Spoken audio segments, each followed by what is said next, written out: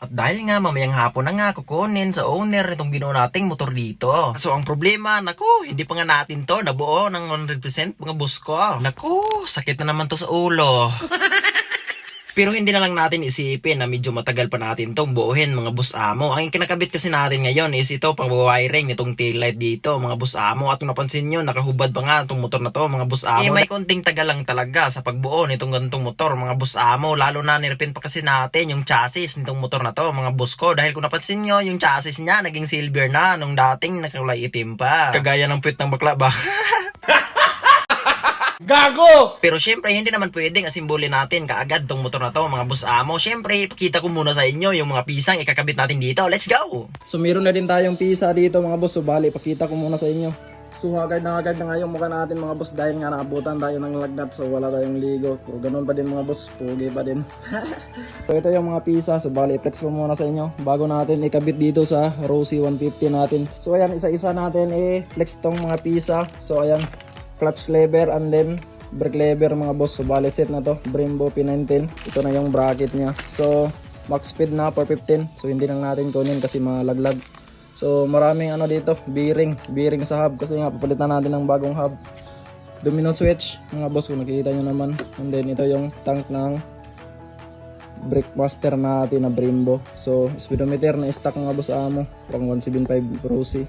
So ito yung box niya. So brake panel na natin, ayan, DTD yung brand, and then 8.1 na caliper.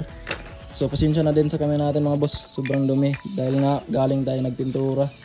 So CNC na quick throttle, so meron nating kasamang cable. So brake switch na hose mga boss amo. So meron din tong isa dito, yung ordinary na hose, ayan. So magpili lang tayo kung saan yung magandang gamitin dito. Spacer sa hub, rear shock para babagay doon sa red ng tangke natin.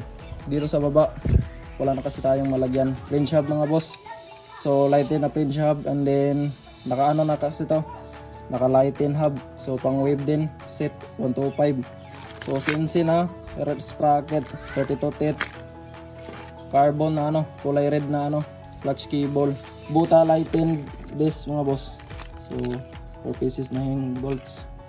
Meron na din kasama engine sprocket 415. So side stand stainless. So hindi kasama itong ko na screw.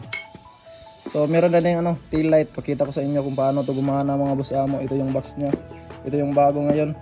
So headlight mga boss. So ayan, nakabit na natin. So hindi pa din na wiring. Ito din yung kasamang bracket sa signal light natin. So ayan, ito yung signal light ng pang TMX mga boss. So ito na yung Rosy mga boss. Nakabit na din natin tong handlebar na low rise na handlebar. So syempre sa pantra na din mga boss. And then XRM na front shock. So lightened CNC na axle JRP plus 3. At yun mga boss, so syempre meron na din to kasamang JRP flat seat, yung pantra na binuo natin. So ayan, natatabunan nitong repaint nating Z200 ng Star mga boss. So ito yung JRP flat seat sa Rosy na binuo natin.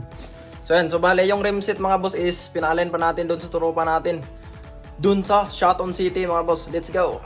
So shoutout nga pala ulit sa owner nitong binuo nating Rosy dito mga boss amo. So bali antay-antay lang boss dahil bubuuhin na natin to. Let's go! Kaya ito, hindi na talaga natin padugudugayin pa ito mga boss amo kong Rosy. Ay, titi pala. Gago! Kaya ito, hindi ko na talaga to padugudugayin pa mga boss amo kong titi. I-bleeding na nga natin tong preno niya sa harapan mga boss amo ko. Pasensya na din pala dahil hindi ako nakabidyo sa pagkabit ng Brickmaster natin. Pero sa pag-bleeding natin dito, step by step mga boss amo ko, ipapakita ko talaga sa inyo. Sure na talaga to. At para na din hindi tayo matagalan sa pag-bleeding mga boss amo ko, kumuha kayo ng sirens mga boss amo. Tapos i-bleeding nyo mga boss amo ko, ipaagi mo doon sa kaliper, hindi doon sa Brickmaster. At ganun lang kabisik mga boss amo, basta si Boss Bibo. At sana hindi to backjab, tangina na to.